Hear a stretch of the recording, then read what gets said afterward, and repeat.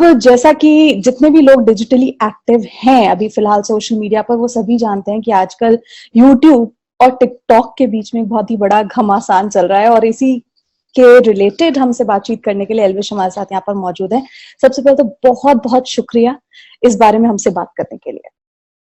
Most welcome जी। Okay, सो सबसे पहले मैं यही जानना चाहती हूँ कि आखिर ये सारा मामला जो है इतना एस्केलेट कैसे हो गया, और क्या ये लॉकडाउन इफेक्ट था जो आपके दिमाग में ये ऐसा कोई रोस्ट बनाना आया? नहीं, मेरे हिसाब से हाँ, ये लॉकडाउन इफेक्ट ही समझ लो इसको, क्योंकि मैं पहले ब्लॉग्स बनाता था अपने दूसरे चैनल पे। तो जो आप बता रहे हो मेरा 6 मिलियन वाला चैनल, उस पे मैं कॉमेडी स्केचेस बनाता था, बट कभी मैंने रोस्ट ट्राई नहीं करा। और जो दूसरा चैनल था उसमें बनाता था व्लॉग्स। तो क्या हुआ, मेरा कैमरा टूट गया, मतलब जो उससे व्लॉगिंग करता था मैं। अच्छा। तो फिर सोचा कि अब कुछ और करा जाए, मतलब व्लॉगिंग से मेरा मन भर गया था, क्योंकि उसमें काफी ट्रैवल ज्यादा, यहाँ जाओ वहां जाओ, रोज रोज नया कंटेंट ढूंढो।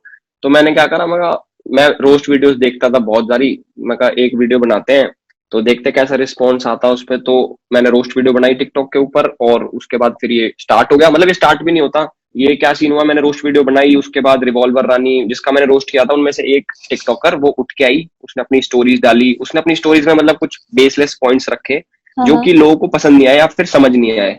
तो उसका भी मजाक बन गया साथ साथ। और एक आमिर सिद्दीकी नाम का टिकटॉकर है, वो भी उठ के आया कि हम मतलब अपनी कम्युनिटी दिखाने लग गया कि हम टिकटॉक वाले ऐसे हैं, तुम यूट्यूबर ऐसे। उससे क्या हुआ, यूट्यूबर्स ऑफेंड हो गए। तो फिर सबने वीडियोस बनानी स्टार्ट कर दी, और फिर इतनी सी बात को इतना बड़ा, मतलब इतनी छोटी सी बात इतनी बड़ी बन गई।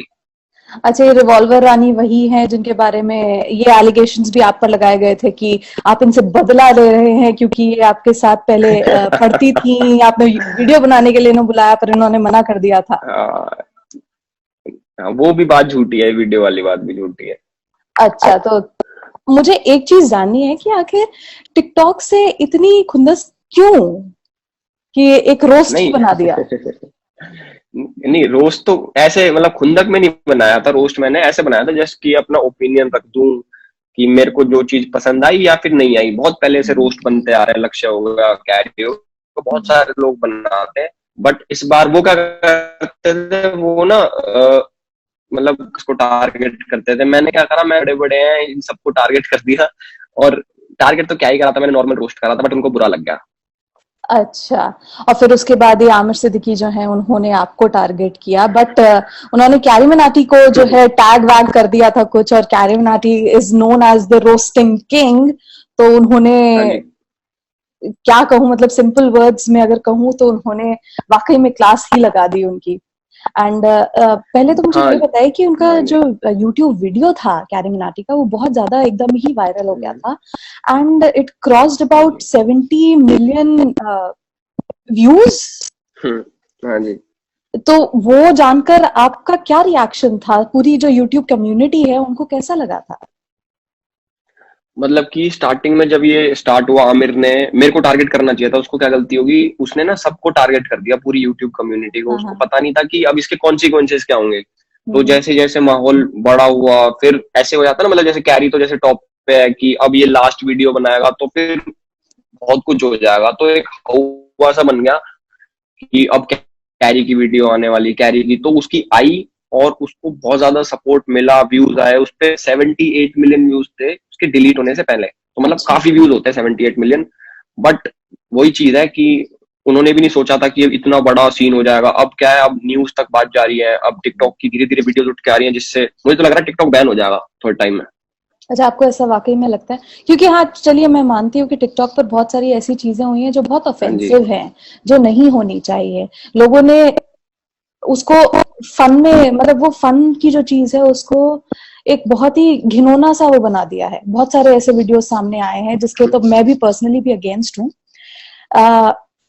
बट मैं ये जानना चाहती हूँ कि आपने हाँ जी। इन नॉर्मल टिकटॉकर्स को तो चलिए आपने टारगेट किया, बट टिकटॉक पे बहुत बड़े बड़े सेलिब्रिटीज भी हैं, शिल्पा शेट्टी हैं, ऐसे ऐसे सेलिब्रिटीज जो हैं वो हर रोज टिकटॉक वीडियोस बनाते हैं। तो आपने उनको टारगेट ना करके इनको टारगेट क्यों किया? नहीं, देखो मैं आपके सामने दो चीजें बताऊंगा। पहली बात तो मतलब शिल्पा शेट्टी है, जैसे सपोज मैं अच्छा नहीं लगूंगा बोलते हुए, बट अब उनका काम खत्म हो गया बॉलीवुड में। मतलब वो सीन नहीं बचा। तो अब कुछ काम वाम नहीं है तो टिकटॉक पे आ गई, ठीक है। अगर वो देख रही है, बाई चांस देखे वीडियो, तो भाई बुरा मत मानना आप भी। प्लस मैं मतलब मेरे को ऐसा लगता है कि टिकटॉक में ना काफी क्रिंज भरा पड़ा है, ज्यादातर 95% क्रिंज है। तो उसी को सोच के मैंने सोचा कि चलो रोस्ट बनाते हैं, और मतलब इतना दिमाग नहीं लगाया मैंने कि क्या कर रहा हूँ क्या नहीं, बस मैंने बना दिया खाली टाइम में पड़े पड़े। खाली टाइम में पड़े पड़े। वैसे एक चीज और बोली गई थी, इन्होंने, आमिर ने ही बोली थी यूट्यूब के बारे में, कि एक चीज अगर आती है यूट्यूब पे तो वो एक ट्रेंड बन जाता है, फिर सारे यूट्यूबर्स उसी टॉपिक पर जो है वीडियोस बनाना शुरू कर देते हैं। ऐसा क्यों होता है?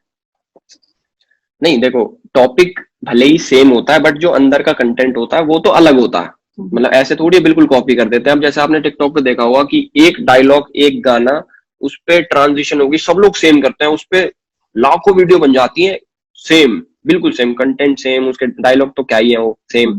बट यूट्यूब पे बस टाइटल, जैसे भाई बहन का टॉपिक मान लो, जैसे एक वीडियो है भाई बहन का प्यार, और दूसरे दूसरे यूट्यूबर ने भी बना दिया भाई बहन का प्यार, अब जरूरी, अब वो सेम थोड़ी हो जाएगा, अब बस टॉपिक ही तो सेम है। अब सपोज उसने नाम बदल दिया किस्सा भाई बहन का, तो चेंज होगी। तो ऐसा तो मैं मानता नहीं कि सब लोग सेम बनाते हैं। हाँ, वैसे ये चीज तो ठीक है, कंटेंट आप लोग का अलग होता है। अब मैं ये जानना चाहती हूँ कि आपके हिसाब से यूट्यूब और जो टिकटॉक है, उन दोनों के बीच में डिफरेंस क्या है? नहीं, डिफरेंस तो एक तो यूट्यूब पे तो कितनी बड़ी भी वीडियो डाल लो, सबसे पहले तो क्लास का डिफरेंस है मेरी मानो तो। अगर मैं बोल दूं ऐसा, सबसे पहले कि उसकी ऑडियंस अलग है और यूट्यूब की ऑडियंस अलग है। यूट्यूब पे थोड़ी इंटेलिजेंट ऑडियंस है जिनको थोड़ा ज्यादा मतलब जैसे 10-15 मिनट की वीडियो देखना पसंद है, और जो टिकटॉक पे बैठे हैं वो मतलब हर कोई चला रहा है, 15 सेकंड का एंटरटेनमेंट करा, देखा, आगे बढ़ गए, पसंद आया नहीं आई, आगे बढ़ गए। बट यूट्यूब पे क्या है, यूट्यूब पे खुद सर्च करना पड़ता है कि हाँ मैं ये देखना चाहता हूँ तो मैं ये देखूंगा। अब टिकटॉक पे तो टिकटॉक अपने हिसाब से दिखाता है, आपने देखा होगा उसके फॉर यू पेज होता है जो उसका, उसमें कुछ भी चलता रहता है, आप खुद सर्च कर सकते हैं, बट वो ये है कि जो वो दिखाएगा वो देखना तो पड़ेगा ही एक बार। अच्छा, चलिए ठीक है, माना ये डिफरेंस तो है ही वाकई में। लेकिन एक चीज मैं जानना चाहती हूँ, कैरी मनाटी का जो वीडियो था, वो उसकी रीच इतनी ज्यादा हो गई थी, लेकिन उसके बाद उसे यूट्यूब ने जो है वापस उतार दिया वहां से। तो ये किस हम्म बेसिस पर उतारा, किस ग्राउंड पर उतारा? क्या पहले ही चेक नहीं किया गया था इस वीडियो को? वो ही मतलब मैं कुछ इतना ज्यादा कमेंट नहीं करना चाहूंगा इस बारे में, क्योंकि मेरे को अभी ढंग से पता नहीं है क्या सीन हुआ। बट अगर उसकी वीडियो खोली जाए, उसके लिंक को खोला जाए, तो उस पर लिखा था साइबर बुलिंग और हरासमेंट। मतलब ये अगर किसी ने पीछे से रिपोर्ट करी है कि भाई ऐसे ऐसे हम हमारे सेंटिमेंट्स हर्ट हुए, हमको हम बुली हुए हैं, तो ही यूट्यूब वीडियो हटाता है, नहीं तो खुद से हटानी होती। तो जब वीडियो रिव्यू में जाती है, पहले अपलोड होने से पहले, आजकल क्या होता है, वीडियो रिव्यू में जाती है कि वीडियो सही है गलत है, बट अगर किसी ने रिपोर्ट करी है कि भाई मैं हर्ट हुआ हूँ इससे, मैं बुली हुआ हूँ, तो उसके ग्राउंड्स पे वीडियो हटती है। तो ये सीन हुआ अच्छा, हुआ। तो मतलब टिकटॉकर्स जो हैं उनकी वीडियो से बहुत ज्यादा हर्ट हो गए थे, बहुत ज्यादा बुली किया गया था उन्हें। तो मैं ये जानना चाहती हूँ कि what is the exact meaning of roasting? क्या रोस्टिंग मतलब वाकई में अगर देखा जाए तो बहुत ज्यादा मजाक उड़ा देना किसी का, और वो मजाक बुरा भी लग सकता है, लेकिन आपके हिसाब से रोस्टिंग क्या है? नहीं, रोस्टिंग मेरे हिसाब से तो ये है कि सपोज मतलब एक तरीके से मजाक उड़ाना, but in a healthy way, ताकि हम्म।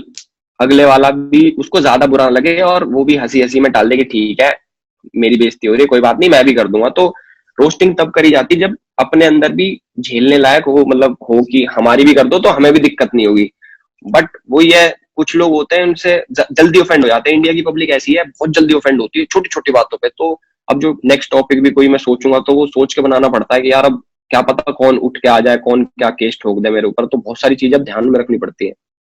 जैसे अभी आपने कहा कि बहुत सारी चीजें ध्यान में रखनी पड़ती हैं, तो क्या आपको अपने वीडियोस बनाते हुए ये नहीं लगता कि आपके इतने फॉलोअर्स हैं, यहाँ तक कि बच्चे भी आपको फॉलो करते हैं, मतलब बच्चा बच्चा फॉलो करता है, और बच्चों के बारे में कहा जाता है कि बच्चे जो देखते हैं वही सीखते हैं, और आप लोग जो है इतना खुल के गालियां देते हैं एंड इस तरह से बात करते हैं, आपको कहीं नहीं लगता कि यार थोड़ा थोड़ा कंट्रोल होना चाहिए? नहीं, बिल्कुल सही बोल रहे हो आप, गालियों पे कंट्रोल होना चाहिए। बट मैं एक और चीज, इसके हर चीज के दो पहलू होते हैं। एक तो ये कि हर हर इंसान गाली देता है। अगर मैं आपसे पूछूं तो आप भी कहीं ना कहीं गाली देते होंगे शायद अपने घर पे या फिर कहीं भी किसी को। तो ऐसा तो है नहीं कि कोई गाली नहीं बकता। बट वो ये है कि अब कोई सामने इंटरनेट में बक रहा है तो पब्लिक को वो मिल जाता है पॉइंट कि भाई ये गाली बक रहा है, चलो इसको पकड़ते हैं कि इससे लोग इन्फ्लुएंस होंगे। बट मेन बात ये, गाली हमारी लाइफ का एक पार्ट है, और गाली को अगर स्लैंग की तरह यूज करा जाए तो वो ठीक है, बट किसी को हेट देने के लिए गाली यूज करी जाए तो वो चीज गलत है। तो लोगों को उसका डिफरेंस समझना पड़ेगा कि स्लैंग क्या है और हेटफुल कंटेंट क्या है। अच्छा, तो मतलब आप एक स्लैंग की तरह गाली को इस्तेमाल करते हैं और उसे किसी गलत हाँ जी। तरीके से नहीं लिया जाना चाहिए। बट मैंने ये भी देखा कि आपके इन सारे रोस्टिंग वीडियोस के बाद जो है, जिन लड़कियों को आप लोगों ने टारगेट किया था, उन्हें काफी हेट मैसेजेस आए थे, रेप के मैसेजेस आए थे, बहुत उन्हें बुरा भला बोला गया था। So do you feel responsible for it कहीं ना कहीं? नहीं, रिस्पॉन्सिबल नहीं। देखो, मैं आपको एक चीज बताता हूँ, पब्लिक का हाथ हम लोग नहीं पकड़ सकते, पब्लिक को समझा सकते हैं। आपने मेरी स्टोरीज देखी होगी, मैं बहुत बारी आया उठ के कि भाई तुम किसी को गाली मत दो, किसी को कुछ मत बोलो, नॉर्मल जाके अगर किसी को बोलना भी है कि आप ऐसी वीडियोस मत बनाओ, ऐसी बनाओ, बट ये थोड़ी है कि इतने सारे लोग हैं उनका हाथ पकड़ना। और मैंने अपनी वीडियो में किसी में भी ऐसा नहीं बोला कि लड़कियों को जाके कुछ भी बोलो या फिर लड़कियों को टारगेट करो। बट अब अगर किसी को रेप थ्रेट्स आ रहे हैं वो तो गलत ही है, बट किसी को गालियां पड़ रही हैं तो वो भी गलत है एक तरीके से। बट पब्लिक का हाथ नहीं पकड़ा पकड़ा जा सकता, लोगों को समझाया जा सकता है। कई लोग जिन्होंने नहीं समझाया उनकी गलती मैं मानता हूँ, बट मैंने समझाया और मैं इसके लिए रिस्पॉन्सिबल नहीं हूँ, क्योंकि मैं कब तक बोलूंगा, मैं गोली थोड़ी मार दूंगा पब्लिक के कि भाई मत करो मत करो, वो ही अपने हिसाब से करेंगे उनको जो करना। तो चलिए, अभी आपने रिसेंटली देखा होगा, जैसे आमिर के भाई जो है फैजल, उनका एक वीडियो, टिकटॉक वीडियो है, जिसमें देखा जाए तो एक तरह से वो एसिड अटैक को प्रमोट कर रहे थे, और उस वीडियो के चलते जो है उनके अगेंस्ट कंप्लेन की गई और उनका जो पूरा अकाउंट है उसे ही सस्पेंड कर दिया गया। इस बारे में आपके क्या कमेंट्स हैं? मैं तो ये बोलना चाहूंगा कि ऐसा एक अकाउंट नहीं है, ऐसे बहुत सारे लोग हैं। उन सब पे एक्शन लेना, मतलब सब पे एक्शन लेना चाहिए कि वो क्या दिखा रहे हैं पब्लिक को। क्योंकि जैसे सपोज आपने बोल दिया कि भाई तुम गाली दे रहे हो तो लोग इन्फ्लुएंस होंगे, ये तो चलो स्लैंग में यूज कर दिया, बट वो तो ऐसे दिखा रहे हैं कि एसिड अटैक कर दिया, बहुत सारी चीजें, मतलब जो कि नहीं होनी चाहिए, बिल्कुल भी नहीं होनी चाहिए। वो सब चीज दिखा रहे हैं। और ऐसी एक वीडियो नहीं है, ऐसी लाखों वीडियो, अगर टिकटॉक खोल के देखोगे ना आप तो बहुत वीडियो मिलेंगी। तो कितनों पे केस चलाओगे? इससे बढ़िया एक ठाक है उसको बंद ही कर दो, केस ही नहीं चलेगा फिर किसी पे। अच्छा, तो मतलब आप चाह रहे हैं कहीं ना कहीं, आप एल्विश जो है वो चाहते हैं कि टिकटॉक जो है अब थोड़ा हट जाए रास्ते से? हाँ, कहीं ना कहीं नहीं चाह रहा, मैं बिल्कुल पूरे तरीके से चाह रहा हूँ कि हट ही जाए। अच्छा, तो आप बिल्कुल भी टिकटॉक के फेवर में नहीं है, और आप नहीं मानते कि it is a healthy competition आप लोगों के लिए? कंपटीशन तो है ही नहीं, मतलब बिल्कुल कंपटीशन नहीं है, हेल्दी तो क्या ही है फिर। अच्छा, कंपटीशन ही नहीं है। तो अब जैसी जनरेशन आ रही है, आपसे भी देखा जाए तो आप भी इसी जनरेशन के हैं, you not that old, but अब जो जनरेशन आ रही है उसे आप क्या एडवाइस करना चाहेंगे? क्योंकि आजकल जो है हर एक बंदा डिजिटली आना चाहता है, डिजिटल प्लेटफॉर्म पे आना चाहता है, अपना यूट्यूब चैनल बना रहा है, टिकटॉक के जरिए आ रहे हैं। तो इन लोगों को आप क्या एडवाइस देना चाहते हैं? मैं ये बोलूंगा कि अगर उनको लगता है कि हाँ मेरे अंदर टैलेंट है, मतलब अपने हिसाब से उनको लगे कि हाँ मेरे अंदर टैलेंट है और मैं ये सब चीज कर सकता हूँ, तो भाई रुको मत, बिल्कुल आगे आओ। अगर तुम अच्छा करोगे तो पब्लिक बिल्कुल सपोर्ट करेगी, अगर नहीं करोगे तो फिर बिल्कुल रियलिटी रियलिटी चेक देता हूँ, नहीं बढ़ पाओगे आगे। तो ऐसा करना पड़ेगा आपको जिससे कि पब्लिक सपोर्ट करे। जिससे पब्लिक सपोर्ट करे। और एक चीज और मैं जानना चाहती हूँ कि अभी फिलहाल इतना ज्यादा सवाल जवाब वाला सीन चल रहा है, मतलब जवाब जवाब वाला सीन चल रहा है टिकटॉक और यूट्यूब का, तो अब आप इस इंटरव्यू के माध्यम से आप क्या टिकटॉकर्स को कोई मैसेज देना चाहते हैं, टू आमिर, टू फैजल? मैं कभी नहीं देना चाहूंगा इनको, कसम से। जिंदगी में मेरे सामने भी आ जाएंगे ना तो भी इनको कोई जवाब नहीं दूंगा कि तुम ये करो वो करो, अपने मर्जी के मालिक है सब, इन्होंने जो करना था कर दिया। अब तो बस मैं ये बोलना चाहूंगा कि भाई तुम चुप बैठ जाओ अपने घर पे छुप के, बाहर मत निकलना, नहीं तो दोबारा कुछ सीन क्रिएट हो जाएगा, फिर तुम फंस जाओगे। तो इससे बढ़िया तुम, जब तक ये मामला शांत नहीं हो जाता तब तक तुम घर बैठो चुप होके एकदम। अच्छा, तो आप ये रोस्टिंग के बाद जो है आपका दिमाग किस डायरेक्शन में चल रहा है? आप क्या खुराफाती आइडिया आ रहा है आपके पास अगले वीडियो से रिलेटेड? मैं आज ही शूट करने वाला हूँ, फेमिनिज्म टॉपिक है मेरा, रिवील कर चुका मैं अपने इंस्टा पे, सब लोगों को पता है।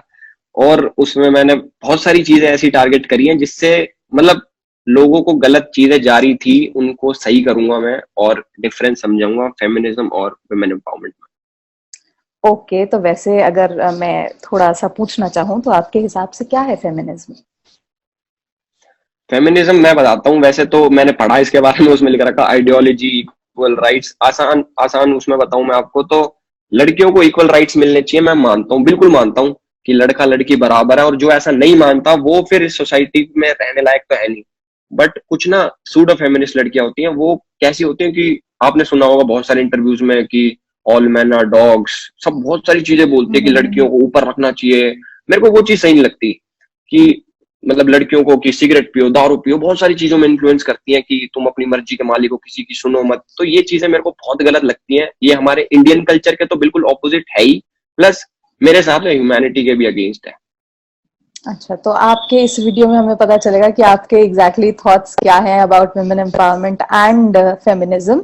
लेकिन अब मैं ये जानना चाहती हूँ कि एल्विश, आपके घर वाले भी आपके वीडियोस देखते होंगे, तो जब ये रोस्ट वाला चीज आया, वैसे तो मैं देखूं तो आप तो बच निकले थोड़ा, आपने तो बाद में जवाब दिया, बट आपके घर वालों ने ये देखा होगा, पूरा मामला खुल के सामने आया होगा, उसके बाद उन लोग का क्या रिएक्शन था?